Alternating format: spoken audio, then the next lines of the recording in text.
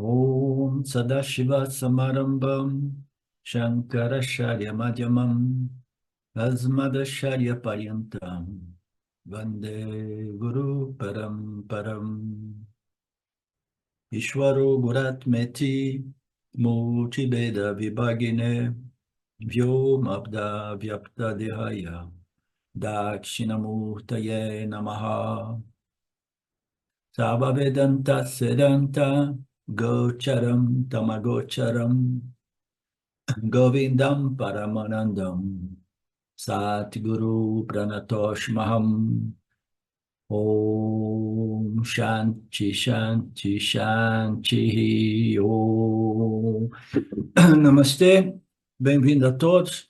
Ok, so estamos de volta aqui, né, no capítulo 9, versos 9 a 12, o arquivo novo, né? Nós vimos que neste capítulo, Lord Krishna se dedica mais uma vez à natureza de Deus, né, a natureza de Ishvara. E a partir deste verso 4, do 4, né, até o 9, nós estamos tratando sobre a natureza nirguna de Deus, que é o assunto dos Upanishads, né? Que é o tema realmente, né, que liberta o indivíduo na medida que ele compreende que a natureza de tudo é simplesmente Brahman, né? E, portanto, a minha natureza é Brahman, e, portanto, eu sou também infinitamente livre, né, de tudo aquilo que é sobreposto dentro de mim, né? Esta ordem aparente, como nós sabemos, é uma sobreposição de namarupas, né? Então, nós vimos este tópico, né? Ishvara Svarupam, né? Que é a natureza de Deus, que foi discutido até recentemente, né? Nós vimos no capítulo 7 também, que abordou muito isso, a natureza de Deus, do Deus superior, né? Do Deus absoluto, do Deus real, que é Nirguna, né, livre dos gunas de Maya, era denominada de Paraprakriti, né? E o senhor colorido pelos gunas de Maya, o Saguna Senhor, o Saguna Deus, que é a natureza inferior de Deus, como o criador aparente desta ordem aparente, né?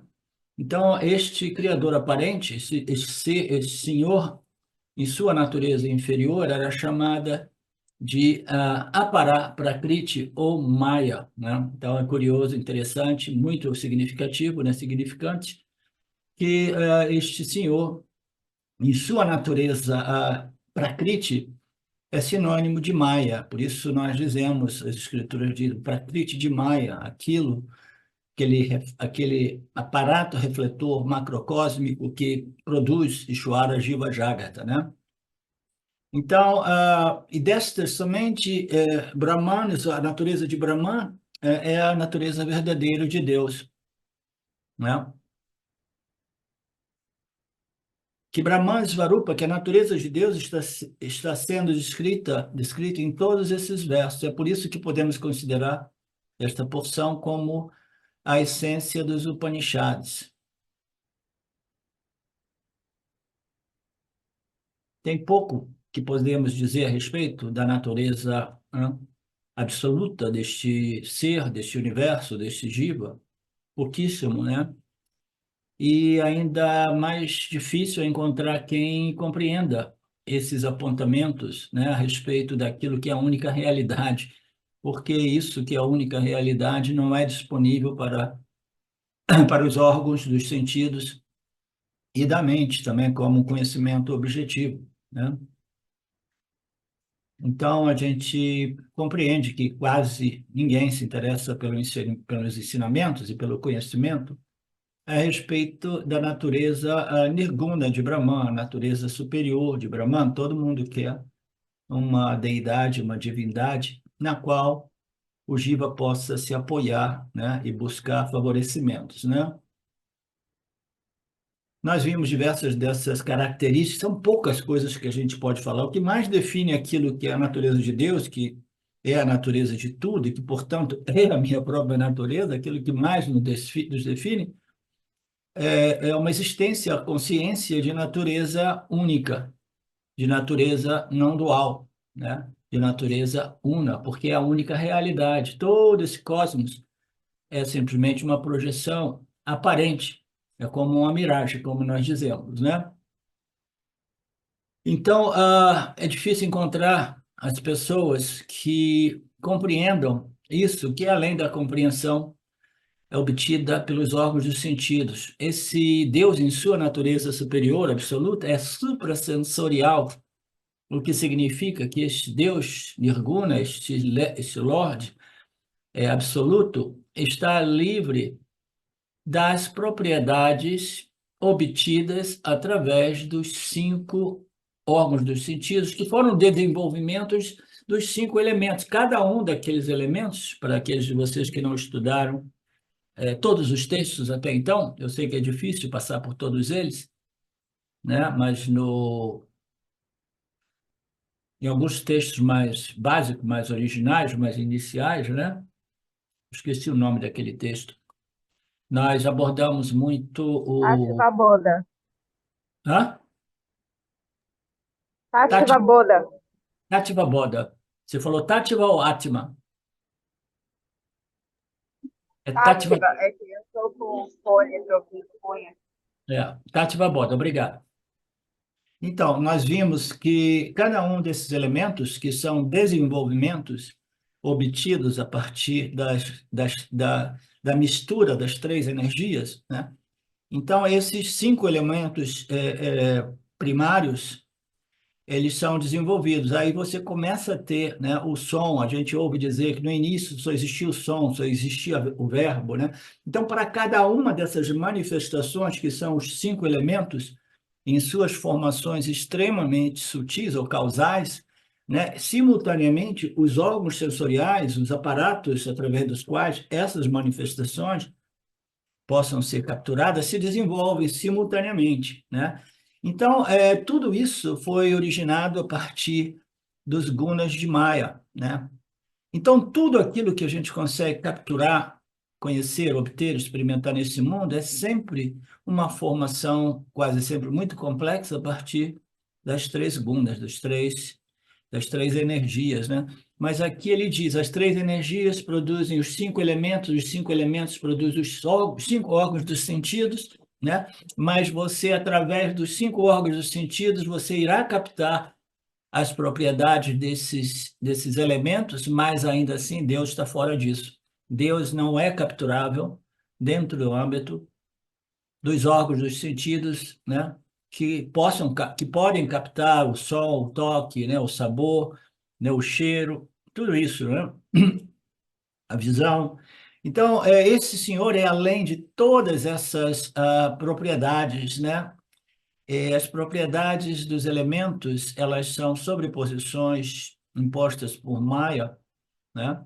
É um colorido, assim por dizer, através das gunas e as suas configurações, naquilo que é esta natureza do Senhor, que é a nossa real natureza, né? Nossa natureza nirguna, o nirguna atma do Jiva, né? Então, essa é a natureza superior. Ela é muito simples, porque ela é idêntica à nossa natureza, é a única natureza, é o único aspecto do Senhor, o aspecto absoluto do Senhor, que nós podemos obter, né, e reter e reivindicar com total convicção, uma vez que isso seja muito claro, né? Por quê? Porque é a minha própria natureza intrínseca, aquilo sem o qual eu nem mesmo existo, né? A minha natureza intrínseca é existência, consciência, né? Que é a única realidade. Tudo o resto é uma projeção aparente, né? Qualquer um desses deuses, divindades, deidades que são experienciados pelos devotos é simplesmente a natureza inferior de Deus. Nenhum problema a respeito disso, né? Não é um problema, a gente não quer desqualificar nenhum devoto de Saguna Ishwara, a gente quer motivar, incentivar os devotos de Saguna Ishwara para que eles possam refinar, purificar, crescer, amadurecer, de modo que eles possam ir além, né, do Saguna, Deus do Saguna Senhor, do Saguna Ishwara, do Saguna Brahman, porque somente a compreensão de Nirguna Brahman irá realmente libertar o Jiva da problemática do drama humano, né? O drama humano só é realmente resolvido na medida que o indivíduo compreende a natureza nirguna, né, de Brahman, nirguna de Ishvara. E por que somente essa compreensão de nirguna irá liberar, realmente libertar? Porque as características, propriedades e atributos, né, de Saguna, Deus, elas são principalmente a inteligência suprema, né, o conhecimento de tudo, passado, presente e futuro. Então, eu posso conhecer, compreender tudo isso, mas eu jamais posso me identificar com isso de modo a ter uma experiência, conhecimento direto, porque eu não tenho esse conhecimento de tudo, eu não tenho, né, essa sabedoria suprema. Isso pertence a Ishvara, né, o puro Sattva-guna. Eu só posso realmente me identificar com Nirguna Brahman, com Saguna Brahman. Eu não me identifico porque eu sou burrinho, eu sei pouco, eu tenho muita ignorância. Ishvara é conhecimento total, puro, né? Então eu só posso me identificar realmente com a natureza Nirguna de Brahman, tá? Vocês compreendem isso? Isso é um ponto importante, porque tem muita confusão a respeito disso, tá? Embora o Saguna Brahman, que são as propriedades e características, né, dos gunas que foram sobrepostos no Brahman, no Deus sem gunas, né, no Deus Nirguna, né? Embora essas características sejam muito mais tangíveis e fáceis para o intelecto humano compreender e capturar, e é importante que o indivíduo compreenda Saguna Deus, ainda assim, o Jiva Atma, o Atma do Jiva, o Jiva, em sua condição associada ao corpo-mente, ele tem uma capacidade de conhecimento muito limitada, né? Então, ele jamais consegue realmente se resolver através da compreensão da natureza saguna de Deus. Ele só se resolve através da compreensão da natureza nirguna, porque é a sua própria natureza, tá? Então, no final das contas, nós precisamos compreender a natureza nirguna de Deus, e depois de compreender a natureza nirguna de Deus, nós precisamos chegar no final dos Upanishads, no finalzinho dos Upanishads, onde as escrituras estabelecem que a natureza de Nirguna Deus é a mesma natureza do Nirguna Atma, do Nirguna Jiva Atma, ok? Qual é a natureza real do Jiva Atma? É não gunas, é consciência e existência de natureza infinita e ilimitada. Então, somente a compreensão de Nirguna Brahman não resolve o Jiva. Ele só vai se resolver realmente na medida que, após ter compreendido este aspecto que é o mais sutil, né, daquilo que é uma expressão, ou daquilo que é uma descrição, né, da realidade, né, daquilo que nós somos, como Satchitananda, né, que Deus, a natureza de Deus, Nirguna, somente quando ele conseguir compreender essas declarações de identidades entre Jiva-Atma e Paramatma. Então, o processo inicia-se com a compreensão da natureza Saguna, Deus, depois nós passamos para a compreensão da natureza Nirguna, Deus, e depois nós reivindicamos que a minha natureza é a mesma natureza de Nirguna Deus, portanto, eu, em minha real natureza, sou Satchitananda. Somente então o Jiva Atma relaxa, you understand? Quando ele compreende a sua real natureza intrínseca como idêntica à natureza de Nirguna Deus. Tem muita confusão, eu estou batendo nessa tecla, porque as pessoas pensam que a autorrealização, a iluminação vai fazer de você um super Jiva, você vai fazer de você um super Deus, com todo-poderoso, onipresente, onipotente. Não, isso não rola, entendeu? Você jamais pode querer se tornar um Saguna Deus, não. Você é Nirguna Deus, que é o substrato de todos os Sagunas deuses, as Sagunas, as deidades e divindades, né? Então, Krishna aponta que este Deus, o real Deus absoluto, é o apoio, é o substrato, né, de todo este universo. Se ele é um substrato de todo o universo, ele é o substrato de quê? de Ishvara, de Jagata e de Jiva, porque ele pervade tudo, né? Então, é a natureza intrínseca de Ishvara, Jiva e Jagata, né? Ele é o substrato, ele é o adhisthanam de todo o universo, né? Então, essa é uma característica muito importante, porque se diz que a natureza superior, ou a natureza absoluta de Deus, é a consciência e existência. O mundo é de natureza material. Material significa ela é uma configuração das três energias e dos elementos primários e os elementos químicos. Eles vão criando, né? Essa inteligência de Ishvara vai configurando objetos que produzem um mundo físico material. Portanto, quando eu digo Deus, a natureza superior, é o substrato de tudo que existe em Jagata, né? Tudo que existe como matéria e como energia, né? Então, este Deus é o substrato da matéria. A gente diz que neste universo existem somente dois princípios operando, um é o espírito e o outro é a matéria. E matéria é sinônimo de energia, né? Energia, em geral, é referido para a matéria mais sutil, e matéria se refere a energias mais grossificadas ou densificadas, tá? Então, tudo que existe operando neste universo é espírito e matéria, e o espírito é o substratum de tudo isso que existe no cosmos, tá? É a essência de tudo. O que significa que não pode haver matéria sem a essência da matéria. Não pode existir matéria sem o quê? Aquilo que é a consciência e a existência, né? A única realidade, né? Por quê? Quando a gente diz que algo é a essência, algo é a substância, né? Algo é o substrato, né? Quero dizer, se você retira a essência ou substrato, aquilo que aparecia antes desaparece, porque você não pode retirar o substrato ou a essência de alguma coisa e manter aquela coisa, né? Você não pode. Não. Então, quem é que suporta todo este universo físico material? A essência, né?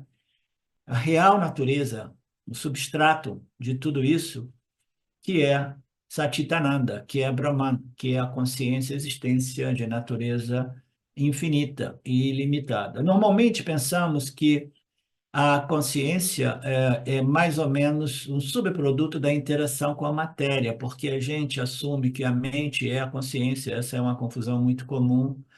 Ela permanece por muito tempo, mesmo depois de nós termos ouvido que não é assim, ainda assim ela persistentemente ela permanece, tá? Até que não permaneça mais.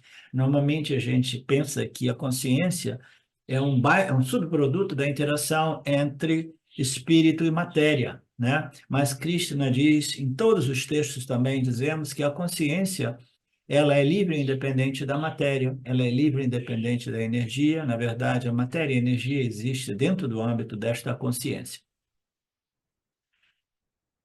A consciência é a única realidade, a matéria é uma realidade mithya, uma sobreposição. Portanto, o Senhor é mithya jagata adhisthana, svarupa, né? Então, o Senhor é o substrato, a natureza que apoia, a adhisthana é o apoio, né? É o substrato, a essência que apoia o pano de fundo que permite, né, esta sobreposição do mundo mithya, né, desse Jagata mithya, né? Esta é a terceira característica que nós vimos, entre muitas outras, né, das descrições deste Nirguna, Deus, a única realidade. Quarta característica que vimos, que é muito importante também, é que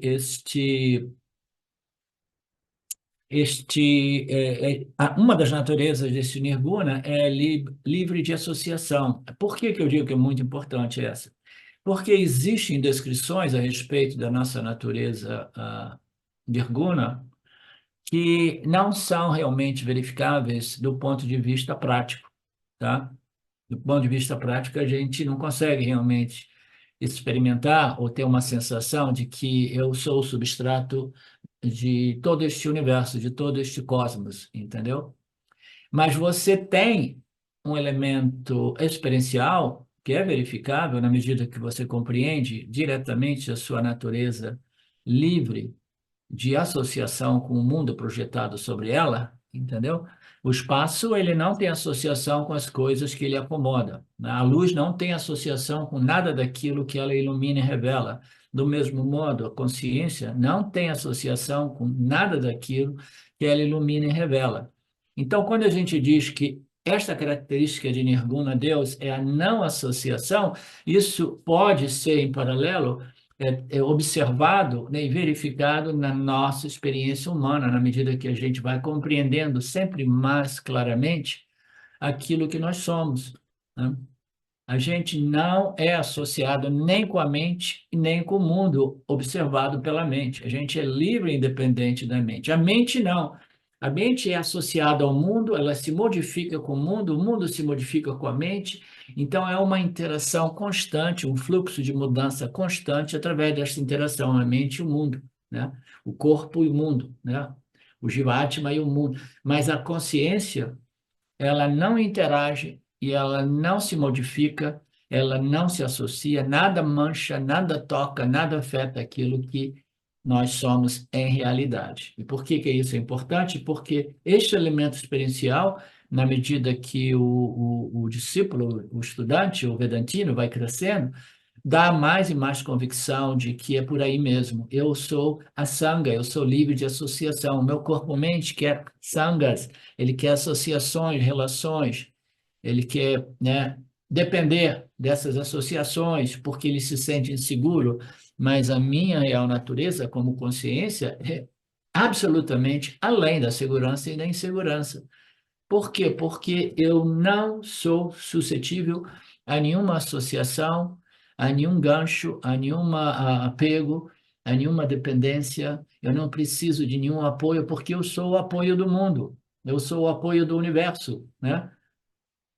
A consciência é o substrato, o adhistanam de todo o universo, né? Então é importante que a gente compreenda que a experiência, né, do Yanni, digamos assim, ela cresce neste senso de não associação com tudo e todos que ocorrem ao seu redor. Existe uma associação aparente, mas não existe uma associação realmente. Quando dizemos que existe uma associação aparente, esta associação aparente, ela pertence ao quê? À natureza inferior do Jivatma, né? O corpo-mente está associado com as coisas e as pessoas ao seu redor. Mas, ao mesmo tempo, o Jivatma é aquele que compreendeu a sua natureza no Atma, então, um aspecto da sua experiência é uma experiência, por outro lado, a minha natureza superior é livre e independente de qualquer coisa, pessoas ao meu redor. Eu sou livre de associação, eu sou a Sangha, né? Então, esta sensação de não apego, de não associação, né? De não gancho com nada, não dependência, não apoio em nada, eu não preciso, porque eu sou o apoio do universo, ela cresce na mente do Yanni na medida que esse conhecimento se torna sempre mais puro, claro, direto, né? E firme, tá? Então, eu sou aquilo que sustenta todo o universo, eu não sou contaminado pelas impurezas ou ignorâncias ou dificuldades e adversidades ou prazeres deste mundo. Este Senhor é o Imaculado Nirguna Brahman. E eu sou esse Nirguna Brahman. E ele coloca a analogia do cristal. O Senhor é como um cristal, né, transparente, sem nenhuma impureza, né? E nós conhecemos bem a analogia do Upadi, no qual uma rosa vermelha é colocada próxima de um cristal e a vermelhidão da rosa é transferida para o cristal e as pessoas pensam que o cristal seja vermelho. Não, aquilo ali são as transferências de atributos que pertencem aos gunas de Maya, que são transferidos para Brahman, né? Que são transferidas para Nirguna Brahman, né? Aí Nirguna Brahman aparece como Ishvara, Jiva e Jagata, por causa dessa transferência de atributos originados dos gunas de Maya. Eu sei que tudo isso é muito sutil, eu espero que vocês permaneçam focados, ninguém comece a dormir, bocejar, porque existe um propósito nessas aulas, né? Simplesmente para que a clareza desse conhecimento se estabeleça mais solidamente, mais firmemente, tá? Jamais pensa, eu já ouvi falar isso, eu já ouvi falar isso. Não, a ficha tem que cair. Ela vai caindo, ela vai caindo, ela vai caindo, né? São essas visões, clarezas que elas vão desenvolvendo a convicção de visão da não dualidade da minha real natureza como Satitananda. Então, na última característica que nós vimos nessa passagem, é que o Senhor, em sua natureza superior, é a causa ou a fonte fundamental da qual todo o universo ocorre, né? Então, ela é uma causa sem causa, toda a criação descansa, repousa dentro disso, né? Então, nós vimos essa passagem na qual aparecem algumas contradições entre textos e textos vedantinos, inclusive, nos últimos versos, o verso seguinte, né, é, como se diz, contradizia o verso anterior, né, porque o Krishna diria, não, o universo descansa em mim, né, mas eu não existo dentro deste universo, né? E em outro momento ele diz assim, nada realmente descansa em mim, porque eu sou imaculado Brahman, então nada realmente ocorre dentro de mim, porque é tudo uma mera projeção, tal qual a projeção do mundo dos sonhos, né?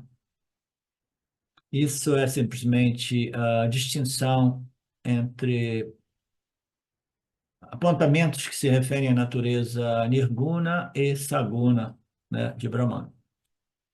Swami nos recorda aqui do Taittiriya Upanishad, aquilo do qual nascem todos os seres, aquilo pelo qual, quando nascem, permanecem vivos, aquilo no qual, a partir, eles entram, aquilo que procura saber, isso é Brahman, né?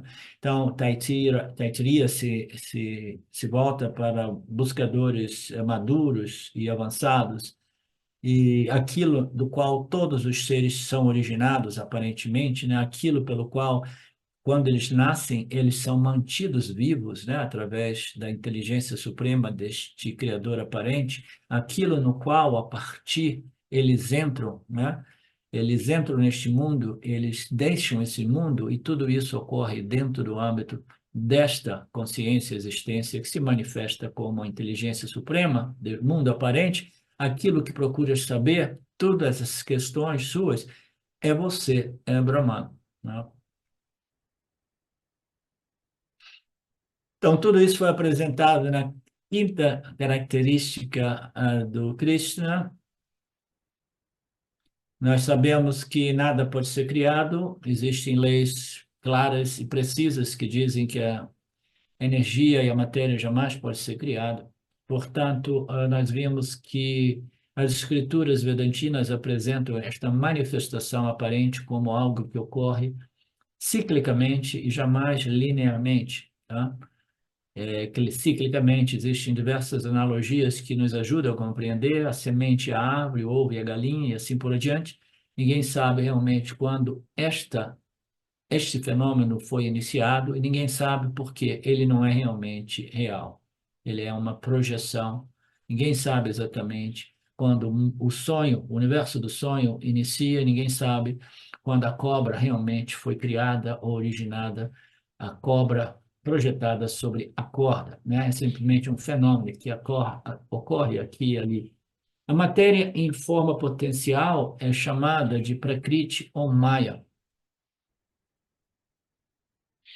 O mundo sempre existiu na forma de Maya, e Maya é um poder que existe em mim, ou não exatamente em mim, ele é um projeto. Não vamos falar de Maya, porque Maya é uma das coisas mais difíceis de explicar. Brahman é um sem um segundo, portanto, Maya não é uma inclusão que existe dentro do âmbito de Brahman, mas existe Maya, que é um poder que existe depois da linha entre Satya e Mithya. Esse poder de Maya ele sempre se manifesta como, como um projetor de Namarupas, né?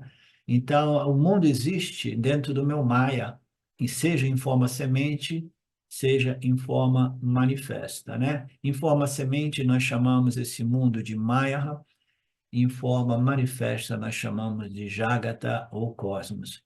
E assim a dança continua, né? Da manifestação ela se volta para o Prakriti de Maya, na qual nada é manifesto. Do Prakriti de Maya, ela se projeta novamente como o cosmos. Assim, Maya se torna a causa, e Maya é a matéria não manifesta, Prapanchan é a matéria manifesta, né? Prapancha Prapancha, Maya se torna Prapancha, Prapancha se torna Maya, né? Matéria se torna Maya, Maya se torna matéria. Isso é uma dança que continua sempre. Esta matéria não manifesta torna-se matéria manifesta. É isso que chamamos de criação. É uma criação aparente, ela não é linear, ela é circular, cíclica, tá? Mas ela não é real. A matéria manifesta volta de novo àquilo que nós chamamos de dissolução, né? Ok. Layam and Pralayam. E quanto a Deus, ele não é matéria nem manifesta, nem imanifesta, né? Então, Maya, ele é matéria manifesta e não manifesta. A real natureza de Deus, que é Nirguna Brahman, ele não é nem manifesto, nem não manifesto, né? Porque Deus é além de todos os pares opostos, né? Entre os pares opostos, nós temos Maya e o universo manifesto, né?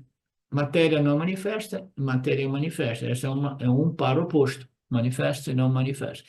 Nirguna Brahman é o substrato de tudo isso, é o apoio de tudo isso. Tempo, espaço, manifestação e resolução, que nada mais é, numa escala temporal muito larga comparada com a nossa, é um momento no qual a projeção ocorre e um momento seguinte no qual a projeção é recolhida. Então, tudo isso ocorre dentro do tempo e do espaço e, naturalmente, a minha natureza como Nirguna Atma é além ou antes do espaço-tempo, porque eu existo em Satya como Satya, e tudo isso, que inclui Maya, Shvara, Jiva e Jagata, existe dentro do âmbito de Mitya, que nada mais é do que uma estrutura espaço-tempo, tá?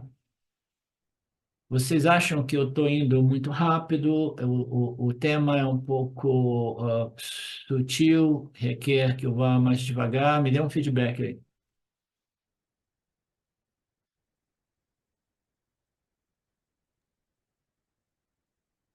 Lembrando que vocês têm sempre a possibilidade de ouvir os ensinamentos de novo e de novo.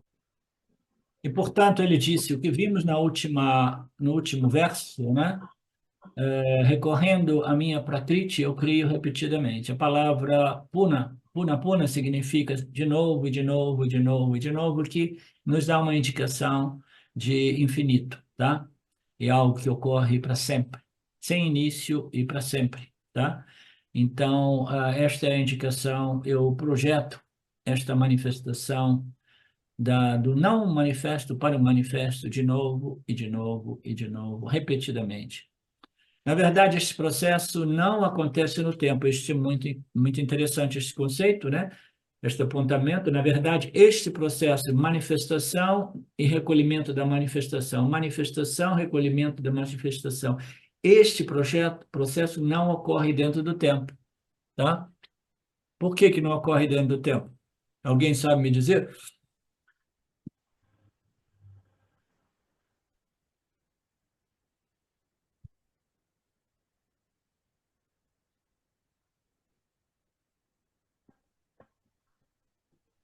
Porque dentro, quando o universo está em sua condição potencial, semente, não existe realmente a projeção dos namarupas, dos objetos, tá? É quando os objetos são projetados, somente então nós temos uma dimensão espaço e tempo, distância entre os objetos, né, dentro do âmbito desse universo, e as distâncias vão estabelecendo tempos, né, entre uma coisa e outra, etc. Então, o Big Bang, que seria uma teoria do início desta projeção aparente, né, quando Maia desperta, né, quando ocorre o Big Bang, então, da forma potencial, o universo foi estruturado dentro do espaço e do tempo. A Mitya precisa estar manifesto de modo que a gente tenha o tempo. Okay? O tempo ocorre literalmente dentro do âmbito da o início da projeção, do início do despertar, aí ocorre literalmente, mas como um ciclo não ocorre literalmente, entendeu? Porque não existe realmente um dia que nós dizemos que esse universo foi projetado, ele sempre existiu, e a gente não pode dizer que ele existiu sem início, porque isso a nível de linear, né? Porque aí seria uma contradição. Como é que algo sem início pode ser uma linha linear, né? Só se for um princípio cíclico, como a partícula, né? Do átomo e aparecendo como partícula e energia, né? O mundo aparecendo como energia e matéria, né? E quando esta coisa surge assim, somente então nós temos a estrutura espaço-tempo, né? Antes disso não existe espaço-tempo, então o Swami aqui nos dá esta indicação, né, de que esta manifestação e resolução não ocorre dentro de um processo temporal. O tempo ocorre dentro da projeção, mas não essa projeção e recolhimento não ocorre dentro do tempo, tá? O tempo ocorre dentro de cada projeção. Aí quando ela se recolhe, o espaço-tempo desaparece. Quando ela é projetada, de novo o espaço-tempo, né? Então está dizendo aqui que até mesmo dentro do âmbito de Mitya, na sua condição macrocósmica causal, já não existe o tempo. Só existe o tempo dentro de Mitya quando Mitya, ou Maya, o Prakriti Maya, a partir da sua condição potencial semente, ela projeta. Aí existe o tempo. Então, não em todo o aspecto de Mitya nós experimentamos a temporalidade, mas somente no aspecto manifesto, né, daquilo que é Mitya, né, que é esta condição do conhecimento total, né, do universo projetado materialmente através desse poder de Maya. Então, é por isso que ninguém sabe falar de tempo que existisse antes do Big Bang. Não podemos falar de tempo. Você não pode falar sobre espaço, nem tempo. Você não pode falar nem mesmo sobre causalidade antes do Big Bang. Naturalmente, é quando a projeção inicia, aí nós sabemos que MIT é uma projeção aparente, na qual tudo interage com tudo. Qualquer coisa que a gente faz interage com o campo, irá impactar o campo, né? Então, mítia nada mais é um processo no qual as coisas se manifestam dinamicamente, se modificando. Por quê? Porque ela interagindo com o campo, elas modificam o campo e o campo modifica a cada um desses fenômenos, né? Então, a causalidade, causa e efeito, só existe dentro do âmbito da projeção ou depois do início do, assim dito, Big Bang. Portanto, este fenômeno, manifestação e recolhimento, não ocorre no tempo. O tempo ocorre dentro deste fenômeno quando ele se manifesta. Ficou claro? Ficou claro, Marinette?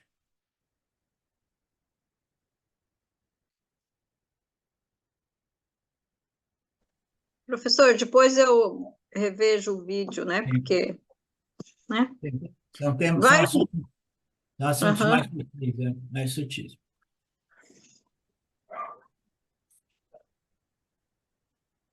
E o Swami Ji apresenta aqui uma outra passagem do Stotram de Shankaracharya, dizendo: aquele que, como um malabarista, ou um grande yogi desenrola este universo por sua própria poder, né? O universo que antes da criação permanecia imanifesto como uma fruta de árvore, não manifesta na sua semente, e mais tarde se projeta para ser este universo, né, quase que infinito, né? Então, variedade de coisas, né, de objetos, né, que compõem este universo fazem parte desta ilusão do projetada pelo o tempo e espaço de Maia. São todos produtos de Maia. Para este Maia, para este Ishvara, o professor divino, Dakshinamurti, é esta prostração. Então, a prostração é para este Sadguru, né, este guru divino, o professor divino, porque ele nos desdobrou esta ciência da realidade, na qual o Criador é apresentado como um poder malabarista no qual ele projeta esse universo de sua condição inexistente para existente, né?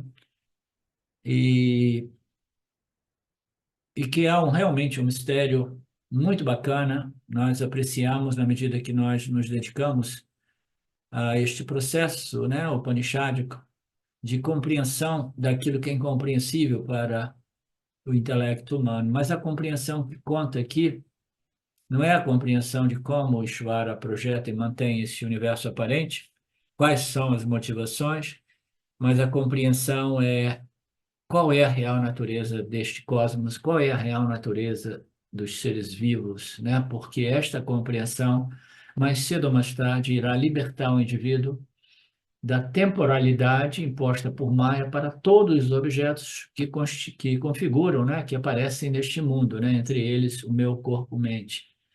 O corpo é mortal, o corpo irá morrer, e a gente precisa compreender que a nossa real natureza, que é o propósito de todo este processo de ensinamento para o qual nós fazemos as nossas prostrações, né? É simplesmente revelar a minha real natureza, aquela que é além do espaço, além do tempo, além da causalidade. O que significa que eu sou além da causalidade? Nada irá causar nada em mim. Não existe nenhum evento, nenhuma situação, circunstância que irá causar um efeito em mim, porque eu sou além do causa e efeito, causa e efeito, causa e efeito. Causa e efeito existe dentro do âmbito de quê? De Mitya. O que é Mitya? É uma projeção infinita de Namarupa, dos objetos, na qual todos os objetos interagem com todos os outros, produzindo mudanças nas quais uma causa se torna um efeito, cujo efeito se torna uma causa, porque tudo começa a impactar tudo. Eu estou além e antes de tudo isso, né?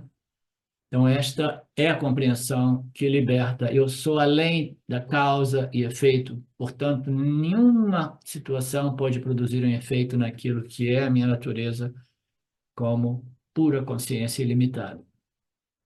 O verso número 9, ó Arjuna, contudo, essas ações não me prendem, pois não estou envolvido nessas ações. E que permaneço como uma pessoa indiferente. Esse é um verso interessante, né? Eu quase que eu quis editar esse verso, né?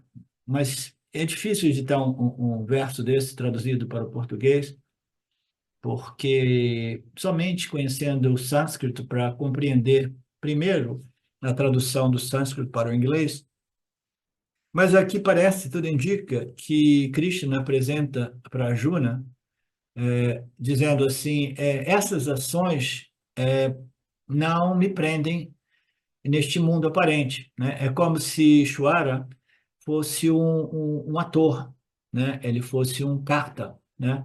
Então, a gente não sabe bem se Krishna está falando como Saguna, Nirguna e Ishvara, porque ele diz, essas ações não me prendem. Ações de quem? Dos Jiva-Atmas, tudo bem. Naturalmente, os Jivas, né? Eles não precisam, né, impactar nem Ishvara, nem Saguna, nem Nirguna, jamais impactariam nenhuma dessas duas outras entidades, né? Mas aqui essas ações não me prendem, né? Será que ele está falando como Saguna ou Nirguna? Ou será que ele está falando como um Jnani? Ok? Será que ele está falando como um Jnani?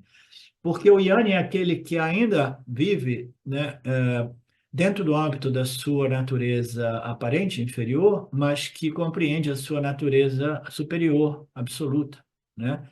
E ainda assim ele experimenta o quê? As ações, as interações com o campo. Somente do ponto de vista do Krishna Yani, né? É que nós podemos fazer sentido a este verso, dar sentido a esse verso. As ações que você me vê fazendo aqui no campo de batalha, etc., né?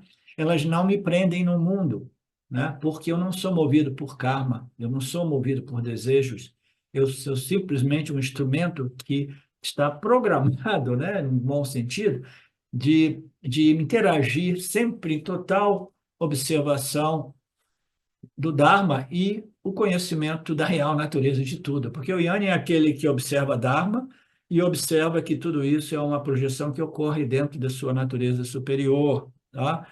Então, contudo, essas ações não me prendem, porque eu não sou movido pelo sentimento de fazedor e desfrutador. Eu não estou envolvido nessas ações porque, como em minha natureza superior, como a consciência testemunha, né, eu sou um simples testemunho, né, que não se envolve com as ações. As ações, elas são deixadas para as forças de Maya, né? E eu permaneço como uma pessoa indiferente. De novo, ele se refere a uma pessoa. Só pode se referir a quê?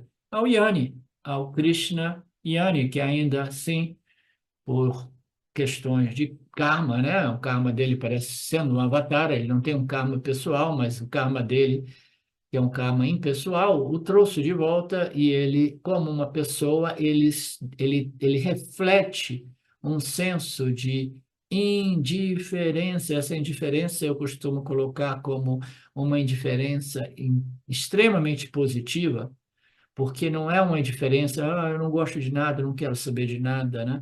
Não, é uma diferença de apreciação, mas ainda assim, nenhum apego a coisa alguma, nenhum apego a pessoa alguma, entendeu? Então, eu apareço como uma pessoa indiferente. Para quem, aos olhos dos Anianes, né, o Inyani aparece como uma pessoa indiferente. Os Anianes podem pensar, talvez seja um problema psíquico da pessoa, talvez a pessoa, né, esteja sofrendo de uma depressão profunda, mas esconde, né? Fala essas coisas bonitas, mas na verdade tudo isso é simplesmente teoria, filosofia. Mas o fato é que o Yanni, ele permanece visto como uma pessoa indiferente, mas essa indiferença nada mais é do que uma pessoa com despaixão ou vairagya, né?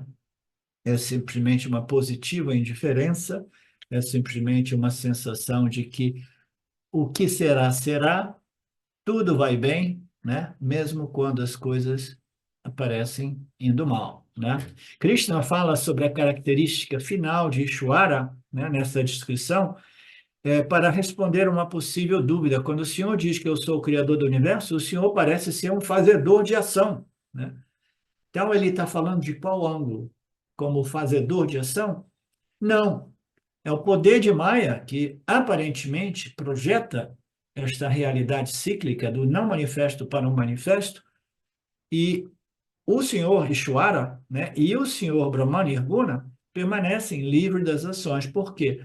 Porque Saguna Ishvara não é movido por karma, não é movido por desejo, como nós sabemos, é simplesmente um sistema inteligente, autoconsciente, consciente de todos os universos, que estrutura o campo para o benefício dos Jiva-Atmas. Que tipo de benefício? O crescimento espiritual dentro da matéria. A matéria e o espírito são os dois elementos que existem no âmbito da experiência humana. O objetivo desta projeção é aquele que nos permite compreender e reivindicar a minha real, a nossa real natureza como espírito livre de tudo, substrato de tudo. Portanto, ele não faz nenhuma ação porque ele não é um super jiva. Os jivas que querem se tornar super jivas para receberem um status de omnipresente, onisciente, todo-poderoso Deus, né? Saibam que Deus não é um super jiva e um super jiva não existe, né? Então, qual é a ação? A ação parece ser o quê? A projeção desta ordem aparente. Então, Nirguna Brahman, aparecendo como Saguna Brahman, aparece como um possível, um suposto criador, né? Então, ele teria a autoria da ação que projeta o universo. Isso faria do senhor o quê? Um fazedor de ações, um karta. Então, como carta, ele se torna também o quê? Um desfrutador ou experimentador dos resultados de suas ações. Ele estaria preso no karma, né? Ele teria o seu karma na sua conta kármica, o desfrutador do resultado da ação. Aquele que faz terá sempre que colher os frutos ou os resultados das ações. Aquele que faz. Quem é que não faz? Todos fazemos. Então, o que é que caracteriza este vínculo como fazedor e desfrutador, né? É a nossa identificação como uma entidade independente que faz coisas, né, com o objetivo de experienciar ou experimentar os desejos, os resultados desejados, tá? Então, qual é a diferença? É que o sentimento de autoria, né, como o executor, o fazedor e o desfrutador, não existe, né? O senhor teria que se tornar um desfrutador também. Na medida que você analisa tudo isso, você vê que o senhor estaria com um problema bem maior do que o problema dos Jivas, porque agora ele está fazendo tudo e está colhendo tudo, né?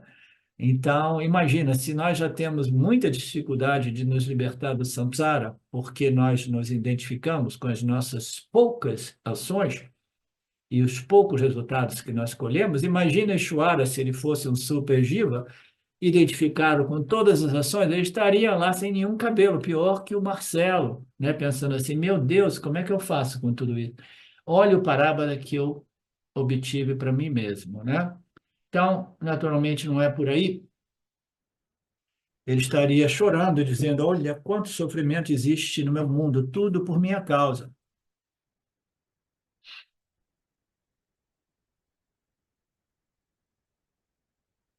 Então, por que que Deus criou tanto sofrimento? Por que que o Deus criou, né, este mundo? Então, se Deus criou mesmo, ele é um karta, ele é um fazedor e ele é um desfrutador. Naturalmente, nada disso faz sentido, né?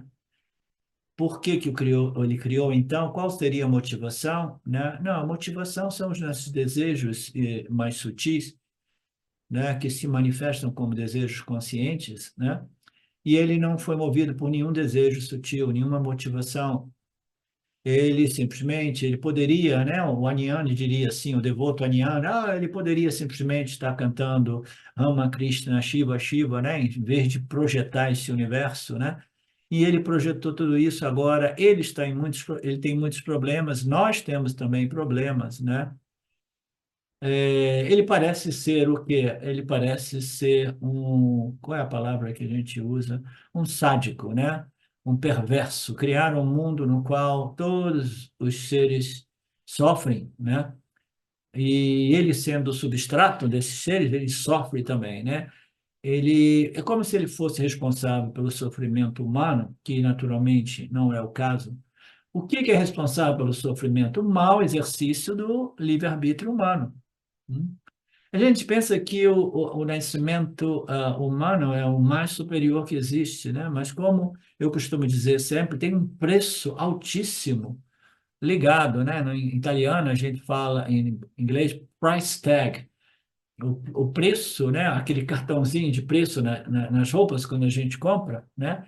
É altíssimo. Quando você recebe o livre-arbítrio, vem com aquela cartinha do preço, assim, nossa, olha como é que é caro isso. É caro, sim, receber este livre-arbítrio. Por quê?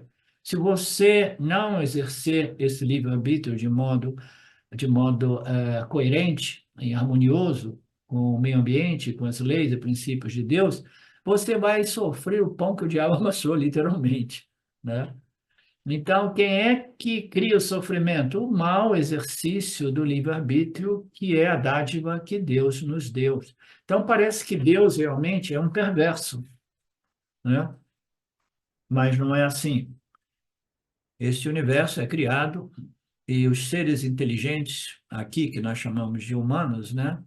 Tendo esse livre-arbítrio, eles têm o potencial de reconhecer a sua natureza, a carta e a bhakta, além do espaço-tempo livre e independente, como substrato, a essência de toda esta ordem aparente, eles têm o potencial de descobrir a realidade absoluta, a verdade absoluta, mas eles têm o potencial também de não somente se destruir, mas causar imensos danos a este planetinha, pelo menos neste período do Kali Yuga, né?